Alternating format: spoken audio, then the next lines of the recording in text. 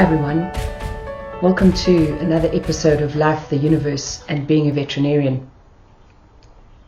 In this episode I want to address or bring together the aspects of grief, of burnout, of exhaustion, of an overwhelm of emotions. Or share with you my experience of how I bring them all together and I'm able to get up in the morning and face my day. 2 weeks ago, Hugh, my husband, and I made a decision to say goodbye to one of our horses. We are in a very fortunate position to have 2 horses. We've had them both since they were little, and they've been with us for over 20 years. Once we made the decision to say goodbye to Tokolosh, I prepared myself in the best possible way I could for his euthanasia. As a veterinarian, I have the honor of being able to say goodbye to many animals, but to be able to say goodbye to my own companions in a space that they know, with the other animals and with the family and with the people that they know. And with Tokolosh it was no different. In my career as a vet, I have never euthanized a horse. And so in the days leading up to the day that we chose, I did everything I could to prepare physically so that the transition would be smooth. Emotionally, well, it's a tough thing to prepare for. I have an amazing support group, a group of people that we call Masterful Connections of the Animal Kingdom, and they held us all leading up to the event and in the days after the event and even now. Also prepared mentally, and I prepared spiritually for the best way that I could. I do believe that our animals have souls, and so there was preparation with Tokolosh about his imminent crossing over to Rainbow Bridge, and there was preparation for Morena, the other beautiful horse that has shared her life with him. On the day that we said goodbye to Tokolosh, everything ran smoothly, and we were so held by people, by angels, by beings of light, by other animals. And as Tokolosh lay there and breathed his last breath, I lay myself over his chest and I sobbed like I've never sobbed before in my life. And it felt like in that moment my whole heart shattered, and all of the grief that I've held in my heart for so very long over all the animals whose lives I've shared, all the patients that I have been honored enough to assist to cross over, the people. My brother died tragically when I was 11. My dad was in a hijacking. He was shot and murdered. My best friend died in a car accident when I was in matric. My stepson died of diabetic complications. Before marrying Hugh, I was in an abusive relationship. All of that grief had to come out. And in the preceding 2 weeks, I felt like I have cried more tears than I've cried my entire life. And there are some days where I'm not able to stop crying. And even now I can feel, you can see my emotion. There have been days, in fact almost every day since then, where I don't want to get out of bed. Why am I sharing this with you? I'm sharing this with you because what I am experiencing and have experienced is a human experience. And on some level, we all go through the grief, the loss, the sadness, the depths of despair, the overwhelm, not knowing, like feeling so overwhelmed with the simplest of things. How do I actually get up this morning and make breakfast for my family? The human spirit is so resilient. The human spirit is so beautiful. And there are ways to move through it. So I'm sharing this with you to speak about the ways in which I am beginning to move through this enormous sense of loss and overwhelm that I found myself in for the last 2 weeks. Am I out of it yet? No, I'm not. But there are a few things that I have done and continue to do that are assisting me. And so the first thing that I feel I need to do is to actually grieve, to allow this feeling to run its course. And so I'm crying. When I'm feeling so completely overwhelmed, instead of picking myself up and forcing myself to tick another box on my checklist,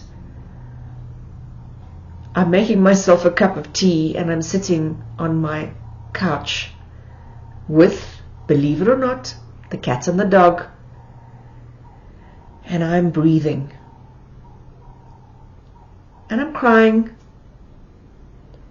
And I'm starting to feel really and truly what is going on in my body. And I can say to you that as I allowed myself to experience those waves of emotion,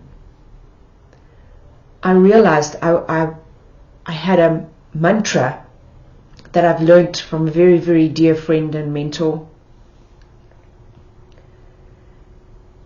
Even though I'm feeling so overwhelmed, even though my heart is broken open and I'm experiencing all this grief, even though this situation is beyond lousy and unfathomable, even though it feels like I will never recover from this, in this moment, I am okay. And if I take a deep breath and I breathe into this moment and I breathe so deeply into this body of mine, my body knows I am okay. I am okay.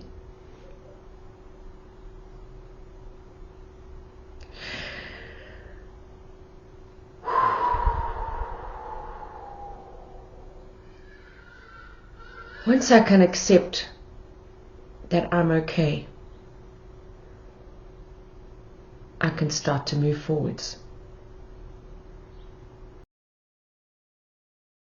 For me, moving forward is participating in my own healing, making a decision to seek the things that will allow me or help me facilitate my movement through this and my ability to integrate the wounds and the hurt and the pain and the despair.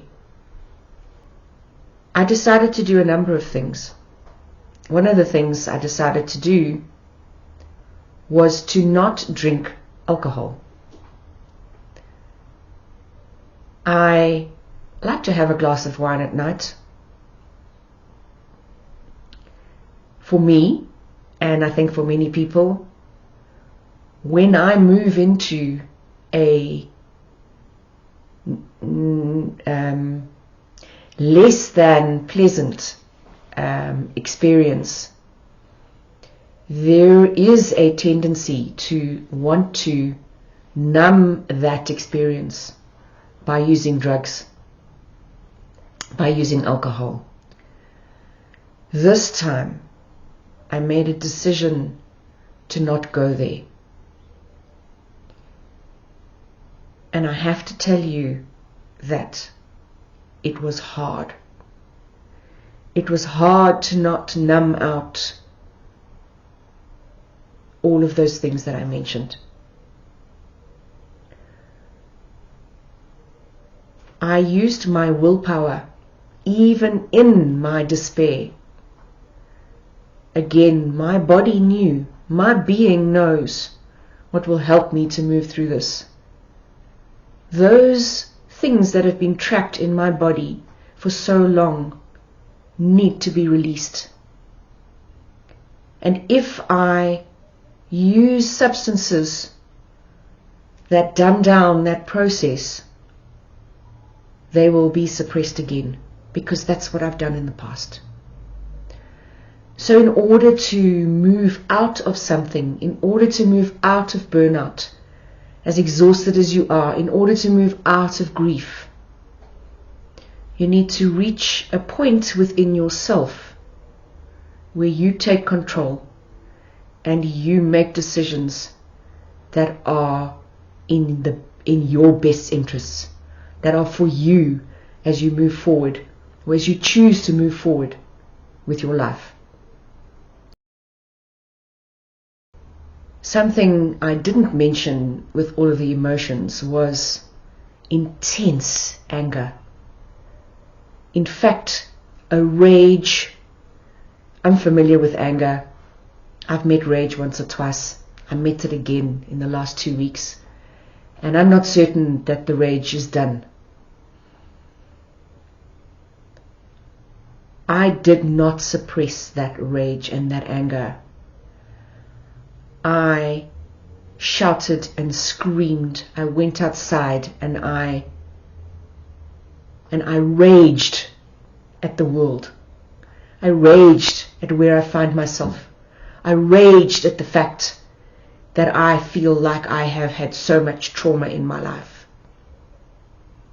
And I just let it go. I let it come out. I don't know what the neighbors thought. But every time that intensity of feeling and anger welled up inside me, I let it come.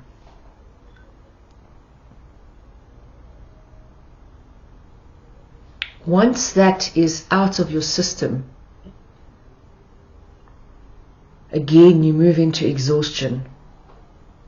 But you also move into a place where you start to feel more at peace. And again, it's that being at ease with where you are. It's that in this moment, I am okay.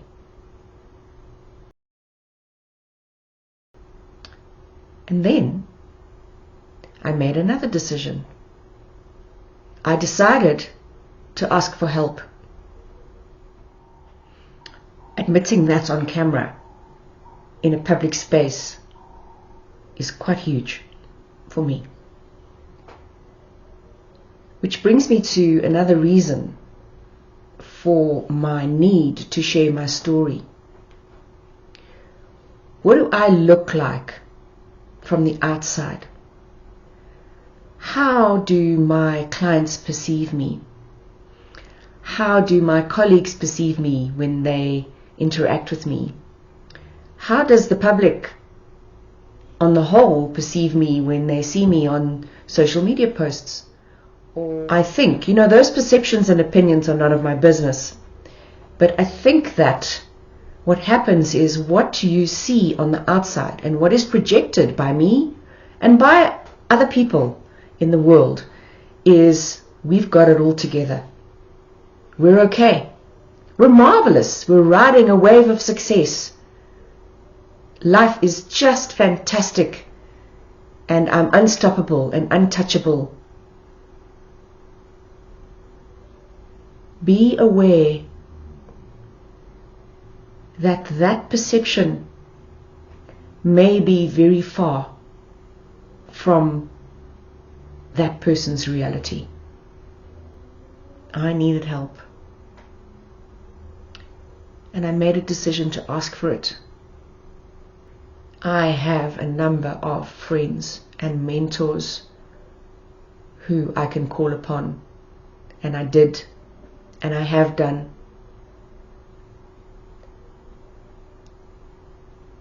And every one of them holds me in a sacred space and gives me a perspective of where I am and what I'm experiencing, so that I can move through and put together the emotions and the pieces to create a Tanya that is able to stand up and get up in the morning and move forward.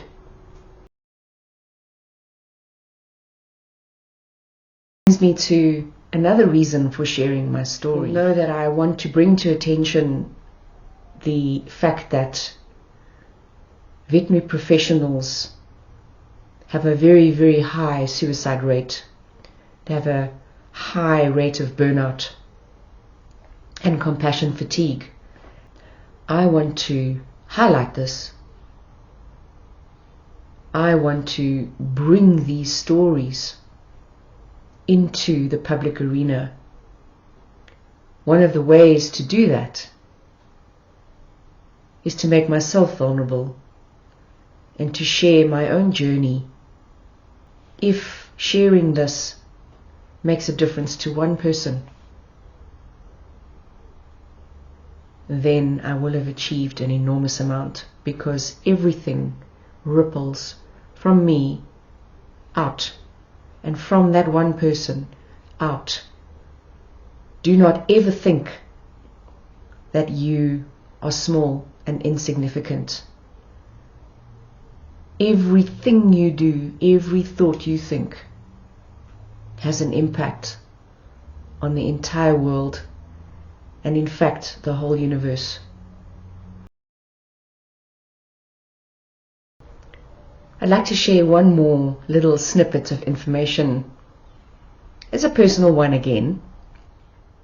I have a tattoo on the inside of my right wrist, and it is a tattoo of a phoenix rising out of the fire, out of the flames and the ashes. And I put it on my right wrist because I wanted the tattoo to be in a place that I could see it every single day, as a reminder of the resourcefulness and the resilience of the human spirit. I would encourage you, if you are in a position of overwhelm, grief, dis-ease, to think about the legend of the phoenix. Every time the phoenix falls from the sky and burns in the flames, it rises out of the ashes as a completely new, rebirthed, beautiful version of the phoenix.